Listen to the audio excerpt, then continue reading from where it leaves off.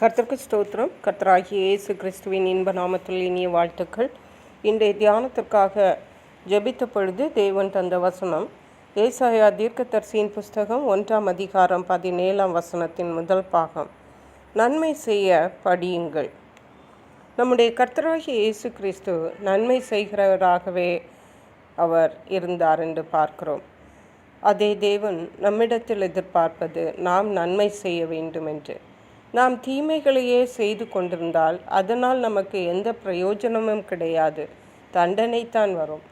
ஆகவே தான் தேவன் சொல்லுகிறார், நன்மை செய்ய படியுங்கள். நம்ம முயற்சி எடுக்கணும். நன்மை செய்ய படித்து மற்றவர்களுக்கு நன்மை செய்யும் பொழுது அது அவர்களுக்கும் ஆசீர்வாதமாக இருக்கும், நமக்கும் ஆசீர்வாதமாக இருக்கும்.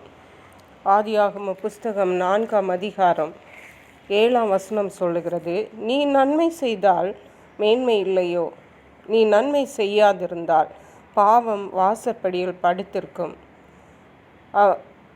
ஹல்லேலூயா. அதாவது காயினும் ஆபேலும் தேவனுக்கு காணிக்கை கொண்டு வந்ததில் தேவன் ஆபேலின் காணிக்கையை அங்கீகரித்தார், காயினுடைய காணிக்கையை அங்கீகரிக்கவில்லை. காயினுக்கு கோபம் ஆபேலை கொண்டு விடுகிறதை பார்க்கிறோம். அப்பொழுது கர்த்தர் காயினை நோக்கி கேட்ட கேள்விதான் இது, நீ நன்மை செய்தால் மேன்மை இல்லையோ, நன்மை செய்யாதிருந்தால் அது பாவம், அந்த பாவம் உன் வாசற்படியில் இருக்கும் என்று தேவன் சொல்லுகிறார். யாக்கோபு எழுதின நிருபம் 4ஆம் அதிகாரம் 17ஆம் வசனம் இவ்விதமாக சொல்லுகிறது, ஆதலால் ஒருவன் நன்மை செய்ய அறிந்தவனாயிருந்தும் அதை செய்யாமற் போனால் அது அவனுக்கு பாவமாயிருக்கும்.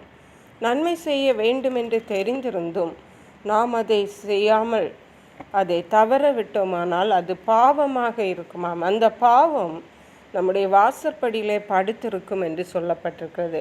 நம்முடைய வாசற்படி ஆசீர்வாதமானதாக காணப்பட வேண்டும், சமாதானம் நிறைந்ததாய் காணப்பட வேண்டும். வாசற்படியிலே பாவம் படுத்திருந்தால் அந்த வீட்டிற்குள்ளே எப்படி ஆசீர்வாதம் வரும், எப்படி சமாதானம் வரும்? ஆகவே ஒரு சிறிய நன்மை செய்வதை நாம் தவறினோமானால் அது நம்முடைய ஆசீர்வாதங்களுக்கு தடையாக காணப்படும். நம்முடைய வாசற்படியிலிருந்து அந்த பாவத்தை நாம் நீக்கிவிட வேண்டும்.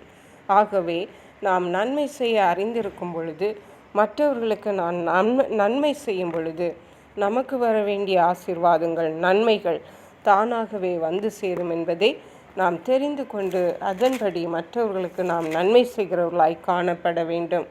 சங்கீதங்களின் புஸ்தகம் 37ஆம் சங்கீதம் 27ஆம் வசனம் சொல்லுகிறது, தீமையை விட்டு விலகி நன்மை செய், என்றென்றைக்கும் நிலைத்திருப்பாய். இன்றைய நாட்களில் அநேகரை பார்த்தால் மற்றவர்களுக்கு தீமை செய்கிறவர்கள் தான் அநேகர் இருக்கிறார்கள். எங்கே பார்த்தாலும் மற்றவர்களுக்கு தீமை செய்கிறவர்கள் தான் இருக்கிறார்கள். ஆனால் நன்மை செய்கிறவர்கள் மிக மிக சுருக்கம்.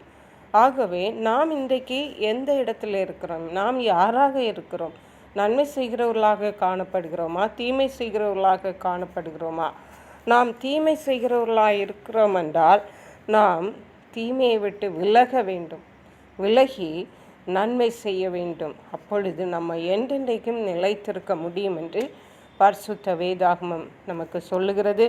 கர்த்தர் தாமே நமக்கு மற்றவர்களுக்கு நன்மை செய்யும்படியான கிருபைகளை தந்து நம்மை ஆசீர்வதிப்பாராக.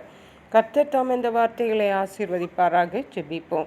எங்களை கிருபையை நேசித்து பாதுகாத்து வழி நடத்துகிற எங்கள் அன்பின் தகப்பனே, ஆசீர்வதிக்கப்பட்ட இந்த நல்ல நாளுக்காக நன்றி. இந்த நாளிலும் அப்பா, நாங்கள் மற்றவர்களுக்கு நன்மை செய்ய வேண்டும் என்று திட்டமும் தெளிவுமாக எங்களோடு பேசியிருக்கீங்க.